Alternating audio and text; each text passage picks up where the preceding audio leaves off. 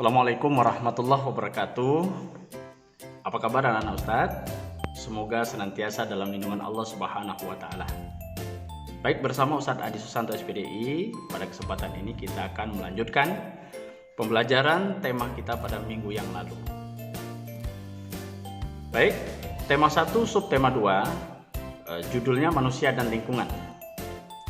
Mengidentifikasi ide pokok dalam teks. Ini materi bahasa Indonesia. Selanjutnya, dari pelajaran yang telah kalian pelajari tentang ide pokok dan cara menemukan di dalam teks, kita tahu bahwa ide pokok merupakan inti dalam permasalahan dari sebuah teks. Perhatikan teks berikut ini. Menjaga kesehatan dengan berlari. Olahraga merupakan salah satu cara untuk menjaga kesehatan. Namun pada kenyataannya kegiatan sehari-hari membuat banyak orang enggan untuk berolahraga. Selain membutuhkan waktu yang luang, terkadang kegiatan olahraga juga memerlukan banyak biaya dan alat-alat khusus. Hal itu yang membuat sebagian besar orang malas untuk berolahraga. Dari teks ini bisa kalian temukan ide pokoknya atau inti permasalahannya. Begitupun dengan ketika nanti anak-anak Ustadz menemukan sebuah teks atau membaca sebuah teks, maka setiap teks itu terdapat ide pokok atau inti sari daripada bacaan. Nah, untuk menemukan ide pokok itu ada beberapa hal yang perlu kita lakukan. Yang pertama, membacanya dengan seksama. Artinya apa? Kita tidak hanya sebatas membaca saja, tapi kita memahami apa maksud bacaan tersebut. Kemudian kita cari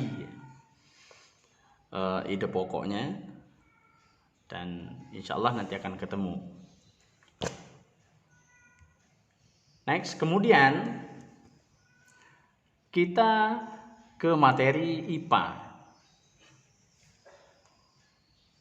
Di sini kita akan membahas tentang tulang sebagai alat gerak manusia. Tulang merupakan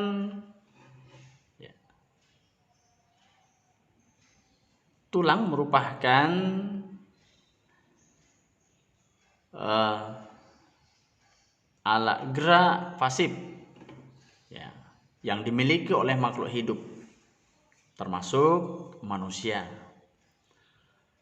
Tulang berfungsi untuk menopang tubuh, memberi bentuk tubuh dan tempat melekatnya otot-otot. Berdasarkan bentuknya, tulang dapat dibedakan menjadi dua. Yang pertama tulang pipi dan yang kedua tulang pipa. Tulang pipi misalnya tulang telapak tangan dan tulang rusuk.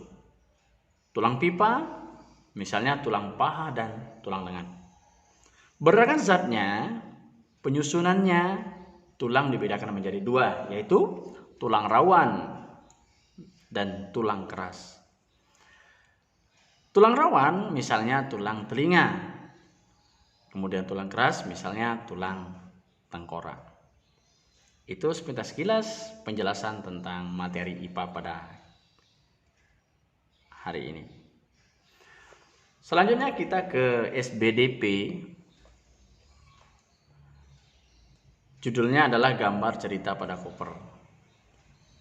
Namun sebelum kita berbicara tentang gambar cerita pada koper, kita harus tahu dulu apa yang dimaksud dengan koper. Koper atau sampul buku merupakan gambaran dari keseluruhan isi buku. Koper adalah bagian terluar dari sampul buku yang terdiri dari 3 sisi, yaitu sisi koper, depan, belakang, dan punggung koper. Nah, cover buku harus memenuhi unsur-unsur berikut. Yang pertama, jenis huruf pada judul menarik. Yang kedua, kalimat penjelas judul singkat dan mudah dipahami. Yang ketiga, nama penulis. Kemudian identitas penerbit, gambar yang menarik dan sesuai isi, dan seterusnya. Baik, selanjutnya kita ke materi EPS. EPS akan membahas tentang karakteristik geografis Indonesia dalam peta. Kita tahu peta adalah gambaran seluruh atau sebagian permukaan bumi. Peta dapat dibagi menjadi dua jenis. Peta umum dan peta khusus. Peta umum yaitu yang menggambarkan suatu daerah secara umum, misalnya gambar penampakan alam dan penampakan buatan. Kemudian peta khusus yaitu peta yang menggambarkan hal-hal khusus dari suatu daerah, sehingga peta khusus lebih spesifik dalam penggambaran, misalnya peta kependudukan di Indonesia.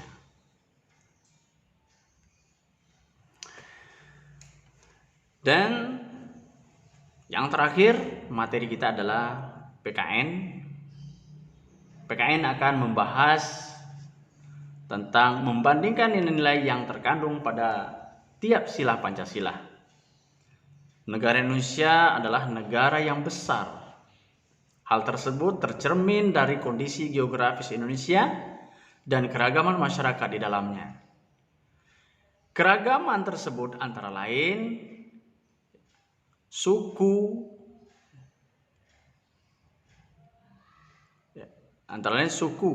bahasa, suku, budaya, dan agama. Keberagaman tidak membuat Indonesia menjadi bangsa yang terpecah belah, tetapi tetap bersatu dengan berdasarkan nilai-nilai Pancasila.